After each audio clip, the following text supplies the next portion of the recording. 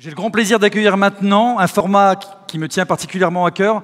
Et ce format-là, le RH Agent de Talent, c'est l'un des portraits de recruteurs que j'ai imaginé en 2014, puisqu'en 2014, l'édition, la 4e, était consacrée au recrutement en 2025. Et donc j'avais imaginé 7 portraits de recruteurs, et notamment le recruteur Agent de Talent. Donc là, on est sur le RH, de manière un peu plus globale. Et ce format, qui pour moi est l'un des formats les plus intéressants de la journée, j'ai eu toutes les peines du monde à le monter. Voilà. Donc, j'avais trouvé, et assez vite, Vincent, que j'apprécie énormément de Thalès pour l'animer, mais pour trouver les autres speakers, ça a été un parcours du combattant ahurissant, voilà, je vous le dis, alors que pourtant c'est un sujet ô combien pertinent, et j'intervenais dessus ce matin en disant que vous allez de plus en plus avoir des collaborateurs qui ne sont pas nécessairement en CDI, puisqu'on sait qu'aujourd'hui en France, depuis quelques années, 9 embauches sur 10 se font en CDD ou en intérim, il faut le savoir quand même, hein. C'est 1 sur 10 en CDI, donc à un moment donné il va falloir lâcher le CDI quand même, et penser freelance, penser alternance, penser toutes les possibilités de collaboration dans une entreprise. C'est pour ça que ici à RMS Touch, et je suis le premier à le faire, nous utilisons le terme d'expérience collaborateur et non pas d'expérience salarié ou employé. Pour moi, le collaborateur, et dans le cas de notre entreprise c'est le cas, n'est pas forcément en CDI. Il peut être stagiaire, il peut être freelance, il peut avoir différents types de statuts. Voilà, donc j'ai le plaisir d'accueillir Vincent qui va animer ce débat et d'accueillir les 4 autres speakers, donc Stéphane Hugon d'Eranos, Guillaume Burel qui a son entreprise de ACP Conseil, Isabelle Simelière de Vous Consulting, mais qui était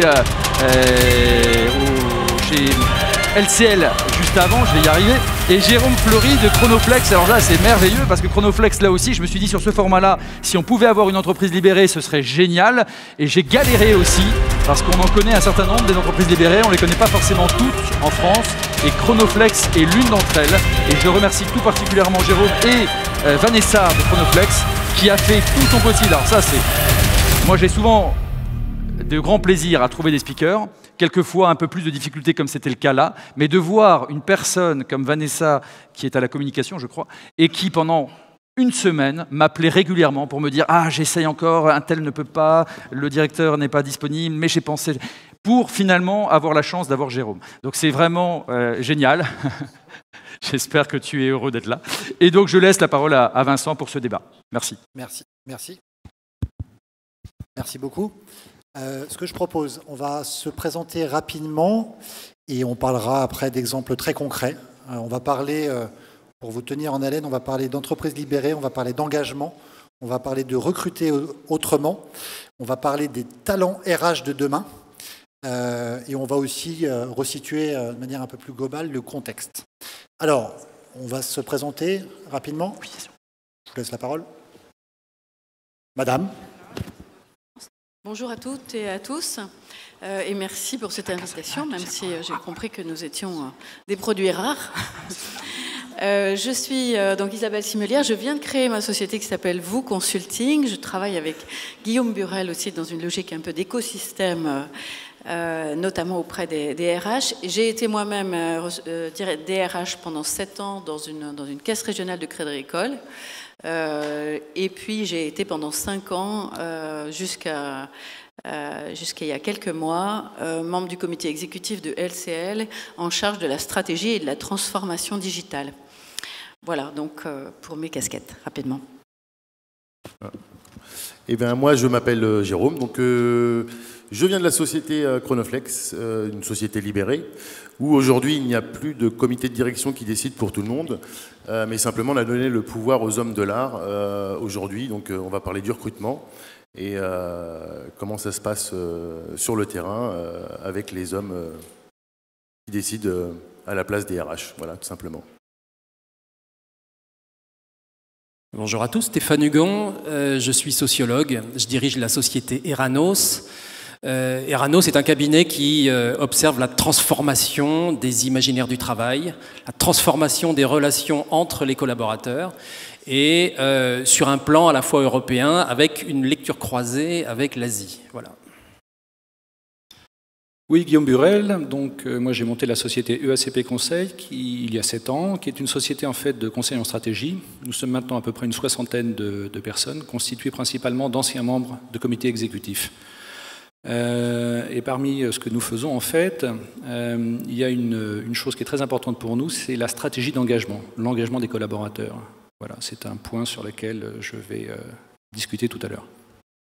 Et donc Vincent Mattei, moi je suis en charge du recrutement, de la mobilité, des relations écoles et de la marque employeur pour Thales.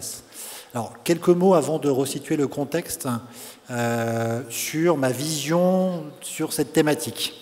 On est en train de mettre en place chez Thales, qui n'est pas vraiment une entreprise libérée, mais ne le tweetez pas s'il vous plaît, un nouveau mode d'organisation du recrutement en 2018. Recrutement où les équipes de demain vont recruter des CDI, des CDD, des stagiaires, des alternants, des VIE, des thésards, vont avoir en charge l'intérim et pourquoi pas demain vont traiter le recrutement de freelance, le recrutement de prestataires ou en tout cas le suivi des prestataires. Moi, dans une autre vie, j'ai géré aussi du portage salarial. Voilà. Et ça, aujourd'hui, par rapport à ce qu'on a connu il y a 5 ans, c'est complètement nouveau. On va avoir accès à des données sur les candidats en interne. Et très sincèrement, il y a 5 ans, il y avait une vraie répartition des rôles entre le recruteur, le RH, le grand RH qui était en charge de la mobilité, qui était en charge des people review, qui était en charge absolument pas du recrutement externe, qui était une tâche un peu ingrate, mais qui était concentrée sur l'interne. Et on voit une évolution, quand on prend le terme talent acquisition, une évolution des équipes qui vont avoir, dans un mode de fonctionnement en projet, l'objectif de staffer un projet, peu importe le mode contractuel qu'il y a derrière. Et ça, c'est relativement nouveau. Et ça nécessite, on y reviendra peut-être en conclusion, d'autres profils que les profils qu'on avait et qui étaient concentrés uniquement à faire du recrutement externe et que du recrutement externe dans l'entreprise. Donc un vrai changement de rôle, de mode de fonctionnement. Et parfois, et ça sera le cas pour nous en 2018, on recrutera sans les RH, en direct avec le manager. Alors ça, pour la gestion du changement et pour le faire accepter au RH, je vous avoue que c'est pas simple. Voilà, c'était plutôt ce que je voulais évoquer. En tout cas, c'est ce qui m'a paru important d'évoquer quand Jean-Christophe m'a contacté pour la thématique. Mais peut-être quelques mots de contexte. Oui, vous savez, le sociologue, c'est celui qui va mettre des mots sur les choses que vous sentez et parfois que vous sentez avec le ventre. Et je pense que vous avez tous senti, parfois vous en êtes les acteurs, que nous avons connu depuis, on va dire, 5 ans, 7 ans, 10 ans, une transformation profonde de l'idée même de travail. Et je crois que ça s'est accéléré pour diverses raisons. Alors parfois on accuse le digital, il a bon dos le digital. Parfois on parle de l'intergénération aussi, ça peut jouer. De temps en temps, c'est aussi la transformation des modèles économiques qui, effectivement, qui peuvent jouer. C'est l'abandon du statut comme entrée pour analyser qui est le bon collaborateur. Jean-Christophe l'a évoqué tout à l'heure en ouverture de cette table ronde. Moi, j'ai le sentiment que, de toute manière, quelles qu'en soient les origines, nous assistons en très peu de temps à une transformation profonde des imaginaires du travail. C'est-à-dire que la résonance, la culture et les valeurs qu'on associe au monde travail se sont transformées durablement et profondément. Faites juste le test. Demandez à quelqu'un de ma génération, c'est-à-dire largement de plus de 40 ans, quand est-ce que tu sais que tu as bien travaillé ? Et les gens de ma génération, et c'est poussé comme ça par toute une tradition un peu du travail, c'est quand on s'est investi, quand on a mouillé sa chemise, quand on a été dans l'effort. Posez la même question à quelqu'un de moins de 25 ans. Et là, vous serez surpris de voir que d'abord, la réponse n'est pas univoque et que la notion de création, de créativité, la notion de lien social, la notion d'expérience au sens du rapport qu'on va avoir avec l'équipe, avec le lieu, avec la marque, va être probablement sur le dessus des critères. Donc voilà, c'est le premier point. C'est-à-dire qu'il y a une transformation profonde de l'inconscient collectif du travail. C'est la culture du travail qui change avant d'être véritablement le process. Le deuxième chose, c'est que sur le fond, ça fait bouger la question des expertises. Et c'est un peu ce que tu as dit, Vincent. C'est-à-dire que sur le fond, il y a une transformation des expertises et il y a une manière différente de reconnaître des talents et moi j'aime bien ce terme que Jean-Christophe a proposé pour la table, puisque ça modifie ce qu'on va aller chercher chez les personnes. Voilà. Alors, ça peut être encombrant, ça, parce que sur le fond, ça fait jouer quelque chose qui a été amplifié par la culture du numérique, c'est-à-dire que ce qu'on attend dans l'entreprise sont parfois des choses qu'on va développer depuis l'extérieur de l'entreprise. On a beaucoup évoqué ce point quand on a parlé de l'intergénération, les fameuses générations Y, millennials, peu importe, sur le fait qu'ils auraient des habilités particulières, des facilités particulières sur certaines tâches, voilà, et que n'auraient pas les gens d'autres générations. Donc ça veut dire que sur le fond, le scope de qu'est-ce qu'un talent est en train lui-même d'évoluer. Et peut-être, dernier point, il y a quelque chose qui est passé, qui s'est glissé comme ça de manière discrète, mais qui est devenu un fondamental de l'entreprise et de la culture du travail, c'est une espèce de porosité entre l'intérieur et l'extérieur. Et il ne faut pas oublier que ça faisait 200 ans que les entreprises étaient des boîtes étanches. Et d'ailleurs, on dit une boîte quand on parle d'une entreprise. Et du coup, toute la culture professionnelle était forcément meilleure, plus pointue, plus forte que ce qui se passait à l'extérieur. Et d'ailleurs, les outils qui étaient dits pro, jusqu'aux fin des années 90, étaient toujours plus puissants, plus efficaces que les outils qu'utilisaient, je sais pas, les adolescents ou autres. Et vous avez bien compris que ça a fait voler, le numérique a fait voler en éclats cette idée d'étanchéité entre l'intérieur et l'extérieur, à la fois en termes de temps, en termes de compétences, en termes d'outils, et on va dire même en termes de temps de travail et de capacité de travail. Voilà.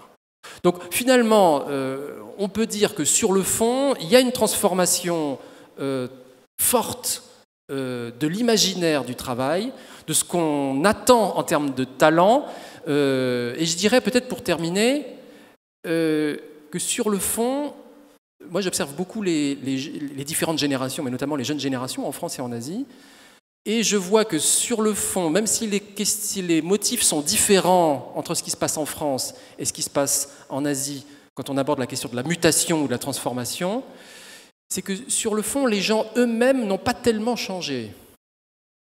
Le collaborateur en soi, il ne s'est pas transformé de fond en comble. Ce qui a beaucoup plus changé, c'est la configuration possible qui existe entre les collaborateurs et leur encadrant, leur manager et la direction.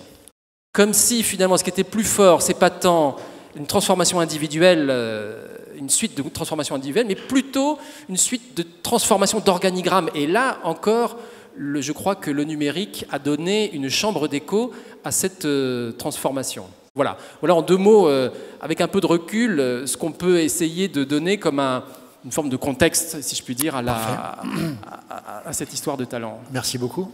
Alors, entreprise libérée, on le lit beaucoup. Jérôme, parle-nous un peu de ton expérience. Stéphane parlait de mutation, de transformation. Nous, c'est ce qu'on a fait en 2012. Donc, pour bien comprendre le fonctionnement de la société libérée, donc, je vous disais tout à l'heure, il n'y a plus de comité de direction. On avait 5 régions en France, on a un réseau national. Sur les 5 régions aujourd'hui qui n'existent plus, on en a créé 32.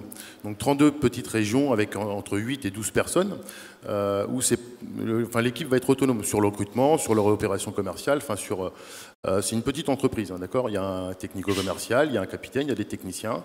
Et globalement, aujourd'hui, pour revenir un petit peu en arrière, quand un responsable recrutait un technicien, si la personne faisait l'affaire, tout allait bien, personne ne disait rien. Par contre, ça vous est tous arrivé, je pense, à un moment ou à un autre, de se faire critiquer parce qu'on a recruté une mauvaise personne et ça embête un peu tout le monde. Hein. Donc forcément, c'est les techniciens en premier qui vont dire bah oui, les RH, c'est des bons à rien.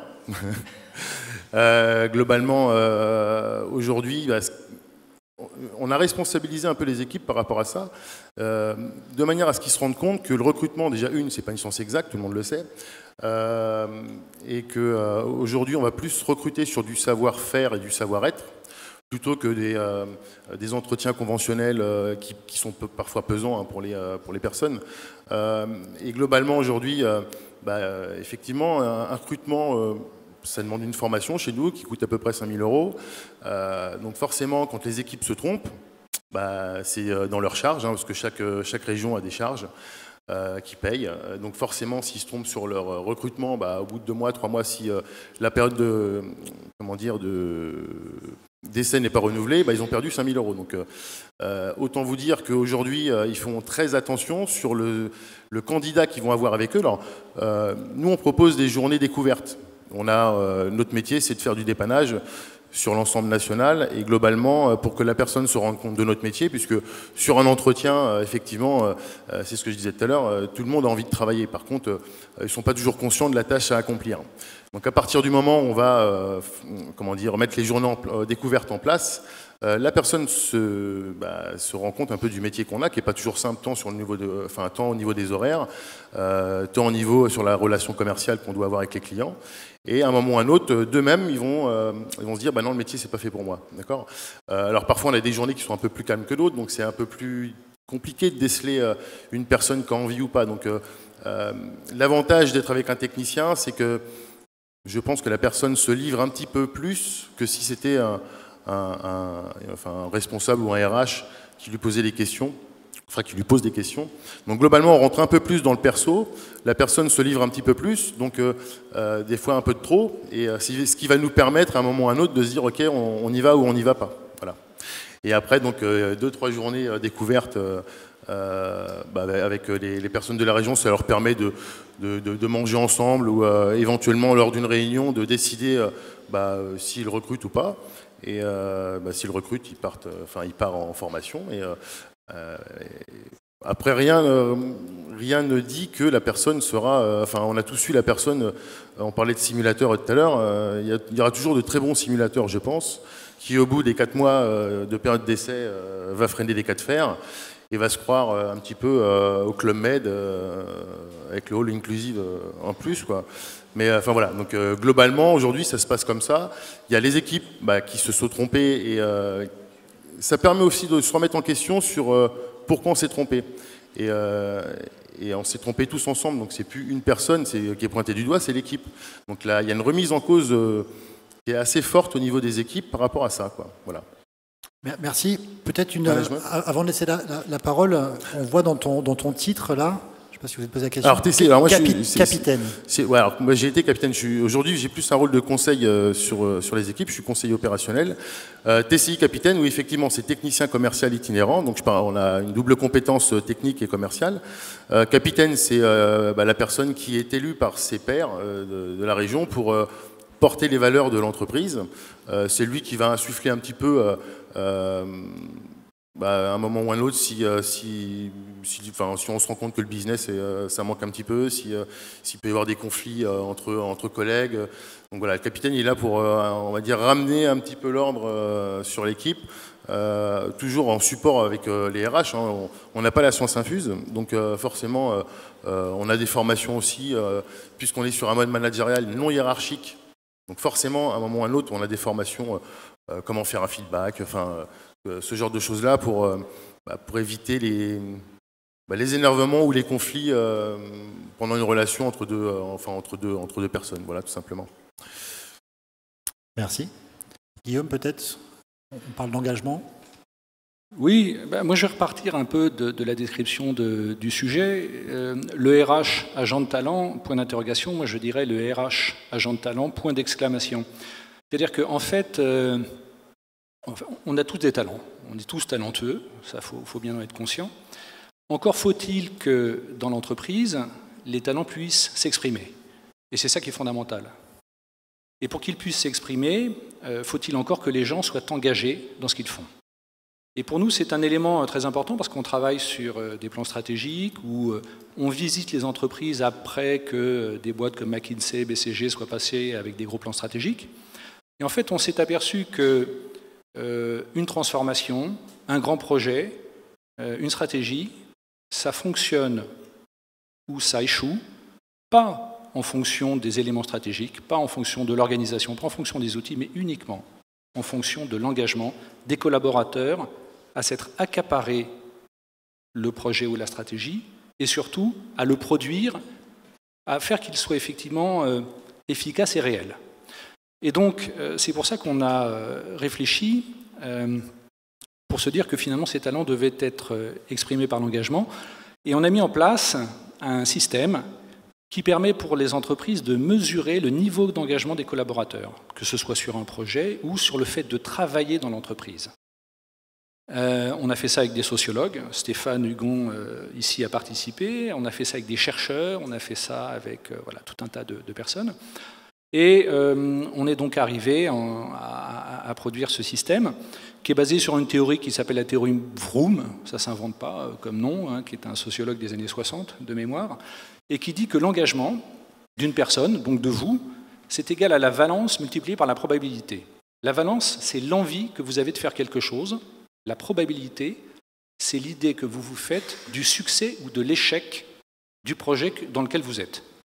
En 2 mots, si je passe devant une vitrine d'une horlogerie, je vois une très belle montre, j'ai peut-être une énorme envie d'acheter cette montre, mais si le prix n'est pas convenable, si on est à 50 000 € la montre, ma probabilité d'achat sera nulle. Donc finalement, mon engagement à acheter cette montre, j'ai beaucoup d'envie mais peu de probabilité, sera nul.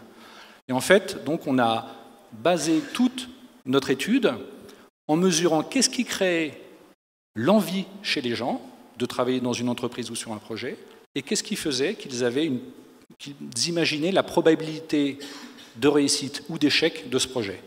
Voilà un petit peu ce qu'on a fait. On a donc fait aussi, donc on a travaillé pour des entreprises, et puis on a fait une enquête au niveau national où on a interviewé 2500 cadres des services. Alors, je vais vous donner quelques stats peut-être pour vous donner le niveau d'engagement en France qu'on a au niveau national.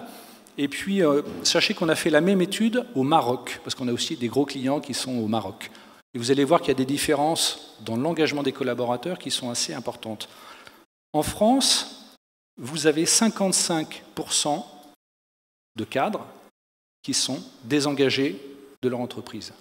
Si vous prenez le Maroc, c'est 33%. En France, vous avez 37% des collaborateurs des cadres qui sont engagés avec réserve. Avec réserve, ça veut dire que faut-il encore qu'il y ait les conditions, qu'ils comprennent les choses, qu'ils aient un élément de motivation pour y aller. Au Maroc, 21%. Et enfin en France, ceux qui sont totalement engagés, 8% dans les entreprises, contre 46% au Maroc. Alors, dans notre étude, on a défini quels étaient les leviers d'engagement. On a à peu près 300 questionnaires. Bien évidemment, on ne met pas les 300 questions dans la balance de notre étude. On les choisit en fonction des sujets qu'on a à traiter. Mais je vais vous donner sur l'enquête nationale quels sont les leviers de l'engagement. Qu'est-ce qui fait en fait que les collaborateurs puissent être engagés et donc puissent exprimer leur talent. Le premier, le besoin de sens. Tout à l'heure, la personne qui faisait l'intervention l'a dit. C'est-à-dire se reconnaître personnellement dans l'entreprise, dans le sens de l'entreprise. Quand vous touchez uniquement le sens, c'est-à-dire que les collaborateurs retrouvent du sens, vous augmentez de 41% le niveau d'engagement de l'entreprise. Donc vous avez un effet de levier absolument énorme. Deuxième point, la reconnaissance. Et vous avez 2 axes dans la reconnaissance, c'est être reconnu bien évidemment pour son travail, mais surtout, point fondamental, être reconnu en tant que personne, c'est-à-dire soi-même, une reconnaissance personnelle. Quand vous arrivez à reconnaître une personne, à lui montrer ses signes de reconnaissance sur son travail ou sur sa personnalité, vous augmentez de 39% son niveau d'engagement. Et enfin, point fondamental, 3e levier majeur, rassurer sur l'avenir. Il y a une déperdition absolument totale d'énergie sur qu'est-ce que demain va être, comment je me situe au niveau de l'entreprise, qu'est-ce que je peux faire, etc. Et les talents ne s'expriment pas quand ils ne savent pas de quoi demain va être fait. Voilà. Et quand vous jouez sur cet élément temporel, vous augmentez de 35% le niveau d'engagement dans une entreprise. Les freins, très rapidement. Le premier frein, 69%, on ne tient pas compte de ma situation personnelle dans les changements de l'entreprise ou dans la vie de l'entreprise. Le deuxième frein, l'entreprise s'intéresse d'abord à ses coûts et à ses charges, pour 65%. Et enfin, quelque chose qui nous avait beaucoup surpris et sur lequel on a pas mal travaillé après, alors tenez-vous bien, ça c'est assez surprenant, maintenir mes compétences va me demander beaucoup d'efforts. C'est-à-dire que, et ça revient un petit peu au lendemain, les gens projettent une difficulté à continuer à avoir les bonnes compétences et à se dire « j'y arriverai pas ». C'est-à-dire ce qu'on me demande est hors de portée. Et ça, c'est un élément de découragement fondamental au niveau des entreprises. Alors je finirai, excusez-moi si j'étais un peu long, vous avez vu, il y a marqué « souriez, c'est lundi » sur les trucs, là je n'ai pas vu en arrivant. Et nous, on avait une des questions, on a des questions aussi un peu fun dans notre enquête, et une des questions, c'était « est-ce que vous avez le blues du dimanche soir ?» Et en fait, c'est un des éléments les plus importants pour repérer les niveaux d'engagement et de désengagement dans les entreprises. 53% des collaborateurs ont le blues du dimanche soir, donc ils ne sourient pas le lundi matin. Et dans ces 53%, vous avez 74% de gens qui sont désengagés. Donc, quand un collaborateur a le blues, il y a un niveau de désengagement. Sauf que ce niveau de désengagement-là, c'est parce que ces gens-là ont le blues parce qu'ils ne retrouvent pas de sens dans ce qu'ils vont faire le lendemain. C'est une absence de sens. Et vous avez 47% des gens qui n'ont pas le blues, et parmi eux, 34% de désengagés.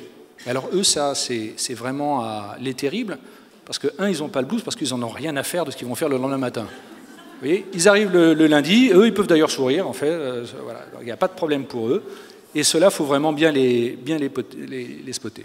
Voilà un petit peu ce qui était pour cette étude et ce que l'on fait. Donc nous, avec ces études-là dans les entreprises que l'on fait, on recrée, avec les RH, le niveau d'engagement, on retrouve les leviers de l'engagement, les mobilisations internes que l'on peut avoir, et ça permet à l'entreprise de mieux vivre. Et justement, par rapport à ce rôle de RH, là, quand vous avez fait ce constat, qu'est-ce que vous mettez en œuvre pour retrouver un niveau d'engagement ? Oui, nous on fait un truc, c'est qu'on ne travaille absolument jamais, je dis bien jamais, en chambre. C'est-à-dire qu'au contraire, on crée c'est-à-dire on partage les résultats de l'étude d'une manière excessivement transparente. Et on crée ce qu'on appelle un collège représentatif. Un collège représentatif, c'est quoi? On prend les syndicats les plus remontés, on prend les collaborateurs, on prend un membre du COMEX, voilà, et on va recréer un petit panel qui représente 100% de l'entreprise, un peu comme un panel statistique. On partage avec eux l'ensemble des éléments. On comprend pourquoi véritablement, qu'est-ce qu'il y a derrière ces souffrances, qu'est-ce qu'il y a derrière ces niveaux de désengagement, quelles sont les problématiques, et c'est avec eux qu'on crée les solutions. Ce qui fait que dès le démarrage, on inclut syndicats, représentants du personnel, CHS, etc. Vraiment l'intégralité de ces gens-là, et qui sont à la fin d'ailleurs les plus fervents supporters des solutions qu'on a à produire. Voilà. Et en fait, cette étude n'est pas faite juste comme un audit, ce n'est pas une étude de risques psychosociaux, c'est une étude très très opérationnelle. Voilà. Et à la fin, cette étude produit des projets, des choses très concrètes qui sont supportées par l'entreprise. Parfait, merci. Et supportées entre autres par le RH qui va devoir... Pardon, excuse-moi Isabelle. Et effectivement, le RH, il est maître dans tout ça. Le RH, c'est lui qui fournit la dynamique de cet ensemble. Merci. Isabelle ? Merci pour votre écoute. Désolée parce que peut-être c'est au-delà du temps qui nous était imparti, mais je pense que ce qui est important, c'est peut-être de donner un peu de concret aussi dans cette fonction RH, mais en écho à ce qu'a dit Stéphane, c'est-à-dire une fonction qui, au fond, porte la stratégie de l'entreprise, porte la stratégie de l'entreprise, porte ces enjeux de transformation, à la fois culturelle, dans les modes d'organisation, dans les façons de travailler ensemble. Moi, je retiens l'idée simplement qu'il faut aujourd'hui, dans un monde plus ouvert, plus de diversité dans les profils, plus de coopération entre les personnes et entre les talents, plus d'innovation et plus d'agilité. Du coup, dans ce contexte, je pense que ce qu'il faut, c'est faire sa trajectoire de transformation en tant que RH, c'est-à-dire trouver les moyens de faire autrement, tout en gardant bien sûr ces fondamentaux. Ceux-là, on ne risque pas de les oublier parce qu'ils nous sont rappelés tous les jours de la semaine. Et je vais vous donner peut-être, si vous le permettez, 3 exemples. Un premier qui concerne le recrutement. avec l'idée que recruter autrement, c'est recruter au service du sens général et des valeurs de l'entreprise, par exemple la diversité. Et chez LCL récemment, c'est pas moi qui l'ai fait, mais j'ai participé à cette aventure. Nous avons noué un partenariat avec l'association pour l'éducation par le sport, qui est en fait une association nationale qui accompagne les sportifs de haut niveau, mais qui sont en général peu diplômés et qui ont beaucoup de mal à s'insérer, qui viennent par exemple de la Goutte d'Or ou de quartiers un peu compliqués. Et on a fait le pari de recruter une vingtaine de collaborateurs, une promotion entière de collaborateurs de ce profil-là, avec plusieurs objectifs. Bien sûr, un objectif sociétal, mais aussi un objectif interne d'évolution, de faire évoluer la culture de l'entreprise. Comme vous le savez, les banquiers sont un peu coincés, hein, donc ne riez pas. Et du coup, ça donne, par ce 109, par cette nouvel angle de vue, des collaborateurs dont l'implication est énorme, parce que c'est quand même cadeau pour eux, et puis dont la façon de regarder les clients et les collègues est très différente. Et donc, ce sont des insuffleurs de changement et de transformation culturelle. Non, ça, c'est le premier point que j'avais envie de partager avec vous ce matin. Et puis le deuxième, c'est la logique aussi de comment les talents se conjuguent plutôt qu'ils ne s'opposent. On a tous vu des experts extrêmement brillants, mais qui travaillaient tout seuls dans leur coin et qu'on n'arrivait pas à faire collaborer. Là aussi, toute ressemblance avec des situations existantes serait fortuite.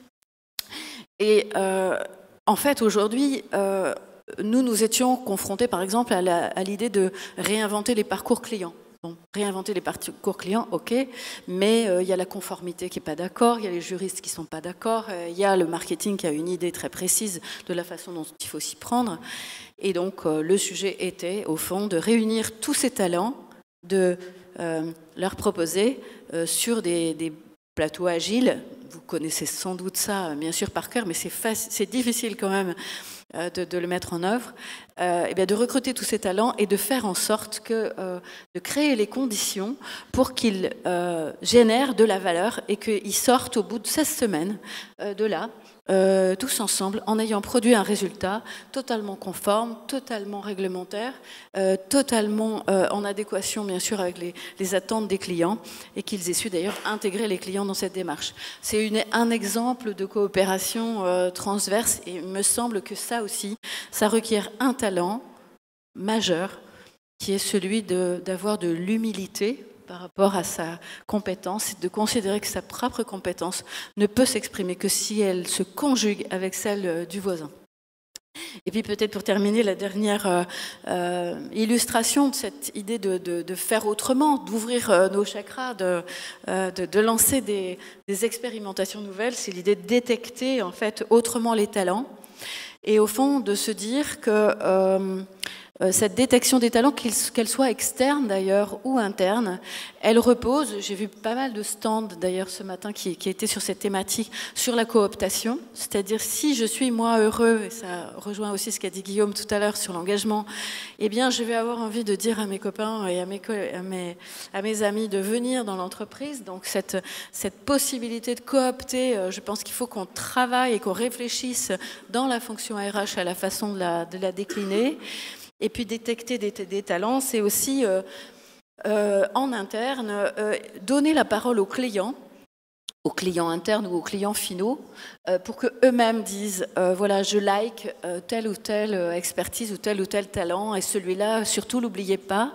Et ça viendra non pas se substituer, mais renforcer l'idée qu'il y a matière à collaborer et à permettre à chacun de générer cette expression des talents au-delà de la fonction RH et sans s'opposer à elle. On aura toujours des people review et des choses comme ça qui ont toute leur vocation, mais au fond, la fonction RH, c'est une fonction éminemment partageable si on en partage le sens avec l'ensemble des collaborateurs et des managers, si tant est qu'il reste encore des managers dans les entreprises demain. Voilà ce que j'avais envie d'évoquer avec vous. Je ne sais pas jusqu'à quelle heure on a là. Un peu de temps encore, mais... Ce que je vous propose, avant de peut-être faire une conclusion, c'est peut-être prendre des questions, si vous en avez. On a parlé engagement, on a parlé entreprise libérée, on a parlé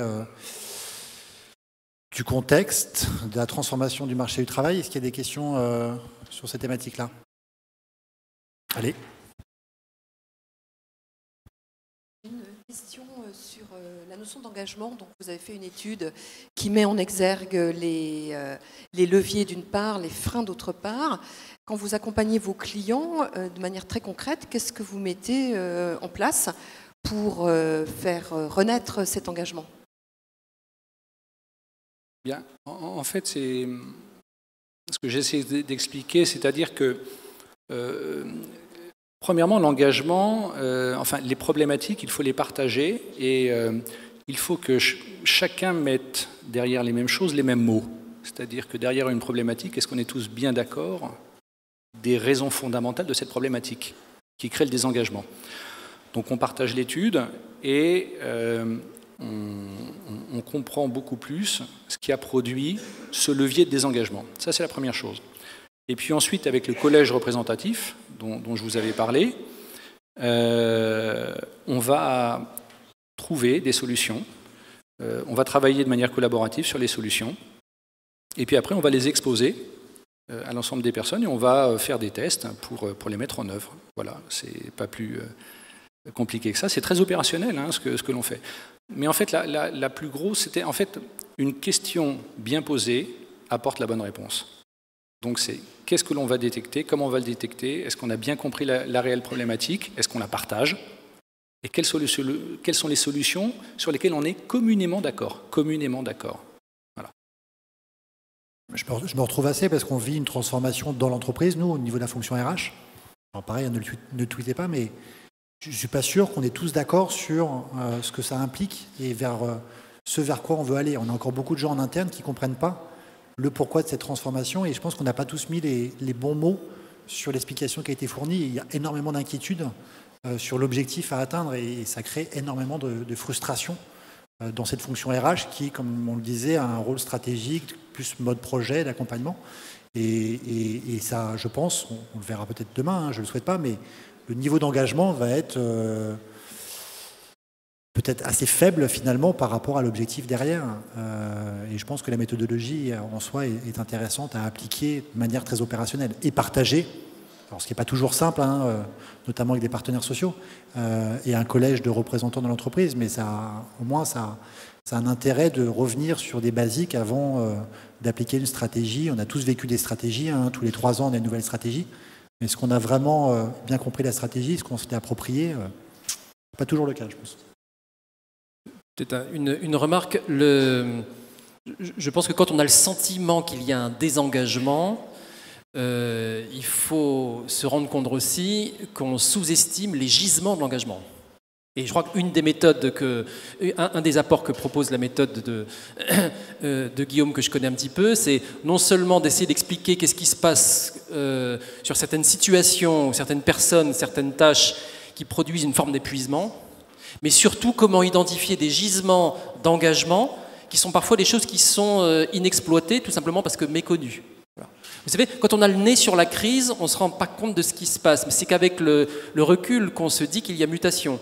Je me faisais la réflexion avec un historien qui me disait que la Renaissance italienne, puis européenne, les gens, à l'époque, l'ont vécu en tant que crise. Ce n'est qu'à posteriori qu'on a parlé de Renaissance. Donc ce que nous vivons aujourd'hui en tant que crise économique, c'est peut-être un déplacement, notamment du rôle du RH, et qui permettrait d'identifier justement des gisements d'engagement, des formes des ressources qui sont déjà présentes dans l'entreprise, mais qui ne sont pas exploitées parce qu'on ne les considère pas comme telles. Merci. Une autre question? Non? Un point que vous n'avez pas abordé, hein. Profitez-en, il y a encore 2-3 minutes. On avait une conclusion. Oui. Je sais pas, j'avais envie de... peut-être on n'a pas laissé assez de temps pour les questions, mais j'avais envie de faire le parallèle, en fin de compte, entre la fonction RH et puis la fonction marketing. On a, je pense, à réinventer l'expérience collaborateur. Bon, ça commence à devenir un petit peu tarte à la crème, ce truc-là. et à réellement repartir à l'écoute de ce que sont les expressions internes et à s'en servir, c'est un peu ce que propose Guillaume, de terreau pour fonctionner et structurer une démarche nouvelle. Et donc que la fonction RH soit innervée par l'écoute des collaborateurs, par la perception des collaborateurs. Chez LCL, on avait appelé ça la voix des collaborateurs, et on l'avait mis au même niveau que la voix des clients, dans un dispositif extrêmement puissant et systématique qui nous permettait d'être systématiquement et de façon permanente innervés, enfin stimulés par l'expression la plus fine de ce que les gens attendent, pas en tant que ressource, mais en tant que personne. Voilà.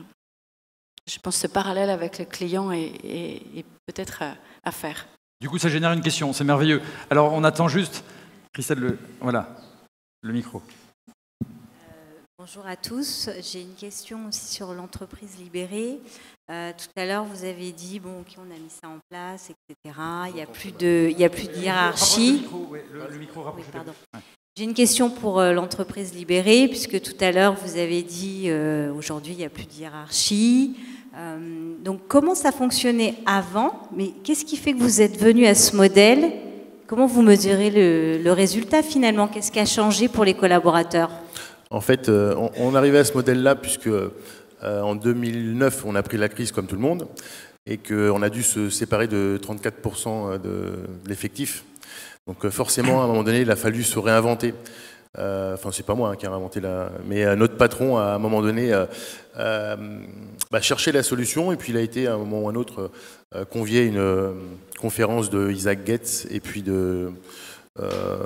le pionnier de la libération d'entreprise qui se trouve en Normandie et qui lui avait libéré sa société depuis les années 80 et que pendant la crise, il continue à faire 15% de marge tous les ans en plus.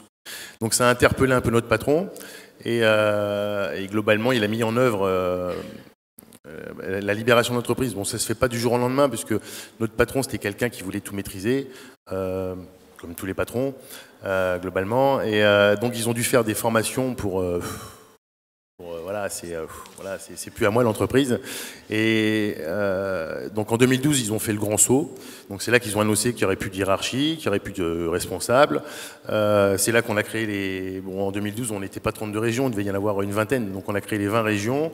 On a élu les capitaines. Donc en 2012, ça a été assez compliqué, hein. Moi, j'ai vécu aussi ça assez difficilement. Il a fallu créer les valeurs de l'entreprise, parce qu'à un moment donné, pas forcément, comme il n'y avait plus de dirigeant qui va dire tu fais pas ça comme ça, fais ça comme ça. Enfin, donc globalement, il a fallu qu'on crée le socle, les valeurs de l'entreprise, donc équipe responsable et respectueuse, cultiver l'amour du client, enfin ces choses-là. Et globalement, aujourd'hui, le capitaine s'appuie sur les valeurs de l'entreprise pour gérer son équipe. Voilà. Donc ce qui a changé, c'est la responsabilité de chacun au sein de l'équipe. Voilà. Ça vous va ? Oui, c'est pas mal. Bon. Très bien. Merci, on est désolé, mais ça va devoir s'arrêter là. Merci à tous les cinq. C'était un très beau débat.